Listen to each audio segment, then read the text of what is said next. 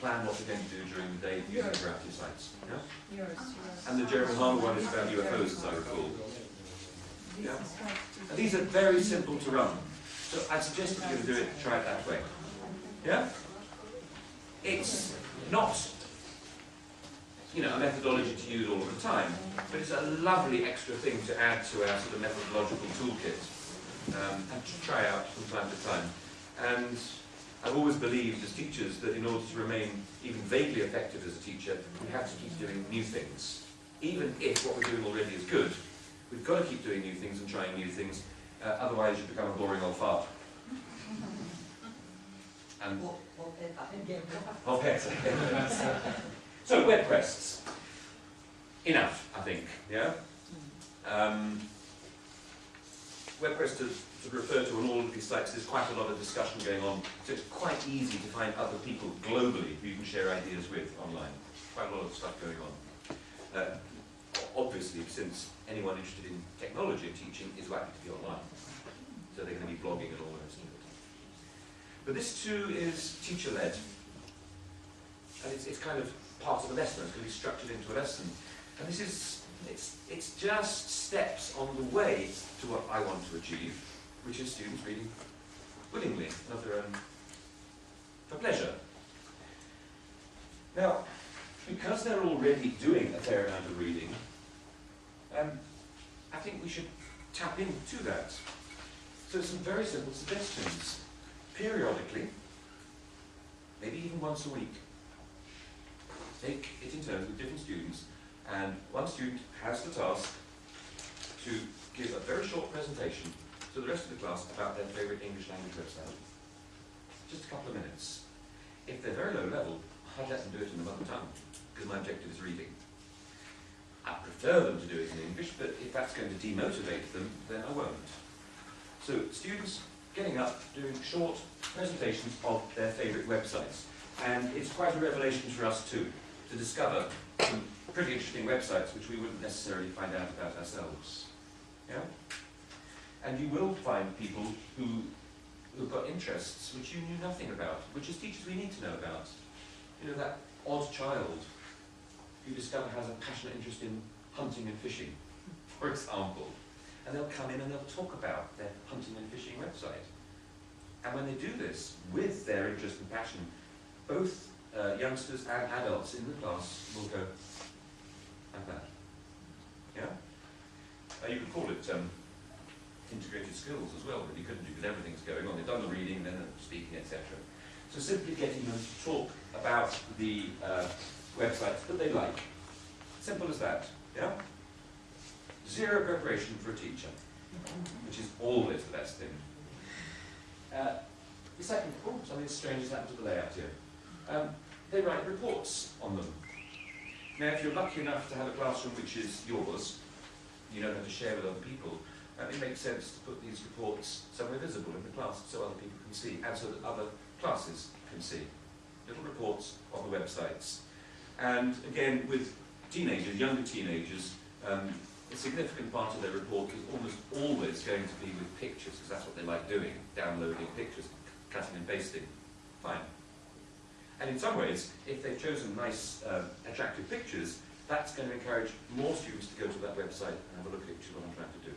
So getting them to write little reports, which I will not mark. I certainly won't correct them. I might suggest that they could make it more interesting by doing this or by that. But my job here would not be to start fussing around with present perfect problems. Yeah? So short reports. Or posters. And if you ask them to do posters, which is quite a nice way of decorating the class anyway, they're going to certainly be downloading their pictures and sticking them. So you get some kind of A3. How big is A3?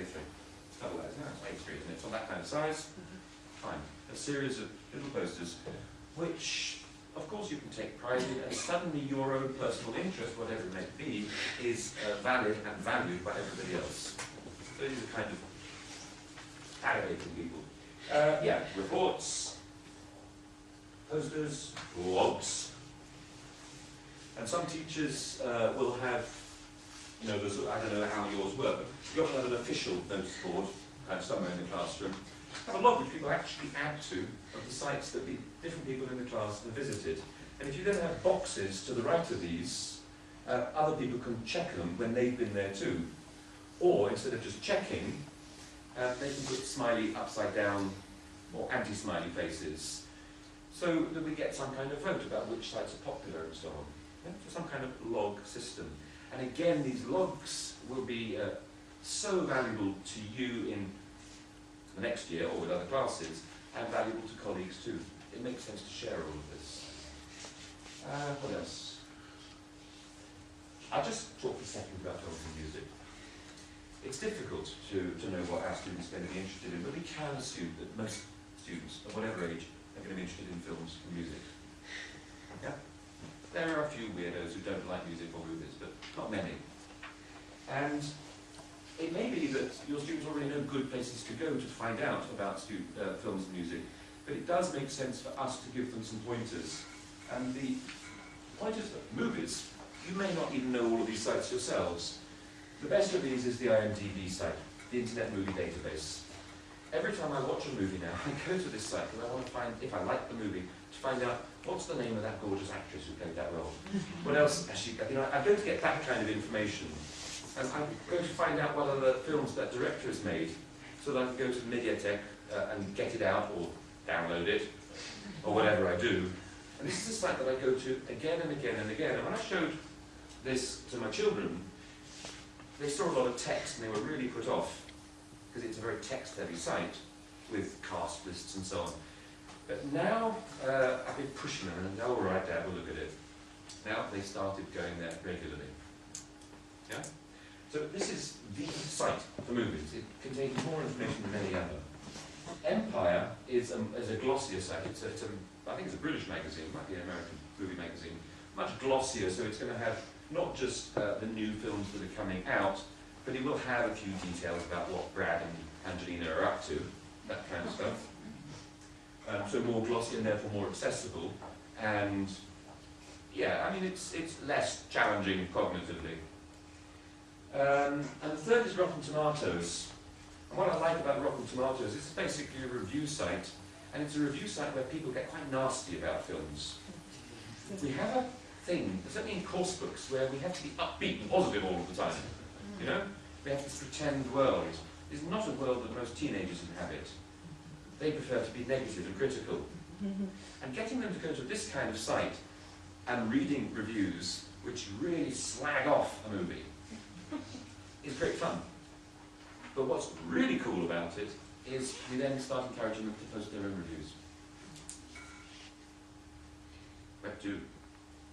And to be, let's say, a B1, B2 level learner of English and have something you've written in English posted on an international website is just motivational heaven. They love it. So I think that these three sites are worth knowing about, and it's worth us just pointing them out. With music, this is what I would recommend, or when I prepared this material 6 months ago, it might have dated now, Sing 365, lyrics free, lyrics download, and Yellow Music. You might not think that reading lyrics to songs is reading, but it is. And at low levels, I'm more than happy if they're reading the English lyrics on a site which provides a translation. And there are quite a few sites of that kind. I have no idea what the site for the English-Greek translation lyric site is, but there must be one, and your students will know it. But all of your students should know that site. So we can give them a few starters and say, well, you might like to, what music do you like? Go to these sites, and there will be some in the class who will come back and say, no, that's rubbish. This one is much better. So much the better. So we can give them pointers with music quite easily, and magazines. Because magazines are things that girls read. Boys are more problematic because their interests tend to be more channeled into football, violence and pornography. And there are football magazines, which I might suggest, but there aren't many websites about violence and pornography I particularly want to recommend. I'm not an expert on that. I'm finding out more all of the time, But girls are different, and girls are easier on the whole. And these, one of these has just gone, I think Teen Voices has just gone down. the teen voices in 17 are the sorts of things which girls would read quite often in their mother tongue if they could afford to buy them, but they are quite expensive. But they're free online. And the magazine is called 17. It's for children aged, yeah, 15 actually. No, when it's called 13, it's for 9-year-olds. So the age always tells you 3 years or 4 years more than what they should be reading. So actually telling kids about these sites is again highly motivational, because these sites, since they're online, are updated all of the time. And whatever it is that you think is cool, I don't know, it depends. I mean, you know Rihanna? You should know Rihanna. I mean, Rihanna has got a new single coming out, and there's this new poster of her with no clothes and barbed wire. She's making a splash again. Rihanna's back. And as a 12, 13, 14-year-old girl, if you know what the latest on Rihanna is, you are cooler than the other kids who don't know. Yeah? There is this sort of cool competition. So giving these kinds of pointers makes sense too, I'm suggesting. So I'm not suggesting anything complicated at all. I'm not saying this is a solution. I think it's part of the solution. I'm not suggesting we're going to succeed with everybody. But if our students are going to become good learners of English and good learners full stop, they need to be regular readers. If they're going to be good at English, they've got to learn lots of words.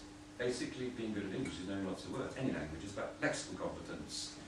The way to develop lexical competence is probably mostly through implicit learning, through reading. And that means reading lots and lots and lots. And however much you might disapprove of the cheap commercialism and some of the messages that go on in this kind of material, I'd rather they read this than they read nothing. And I'd rather they read this in English than did nothing. At least I've got a chance. So I'm suggesting a variety of strategies to encourage what many of them will be doing already, to make it acceptable and to canalize, is that the word? Canalize? To canalize their... To channel.